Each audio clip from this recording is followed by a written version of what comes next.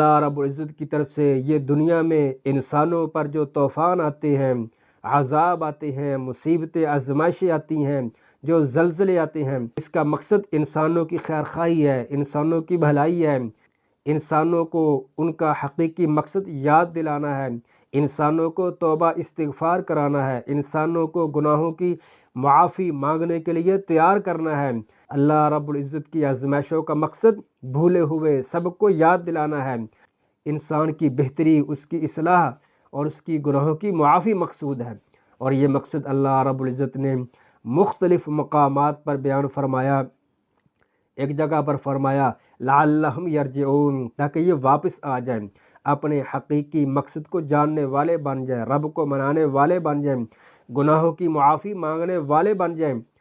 اور ایک جگہ پر فرمایا ثم لا یتوبون ولا هم یذکرون، یہ توبہ استغفار کرنے والے بن جائیں، اپنے گناہوں کی معافی مانگیں اور نصیحت حاصل کریں۔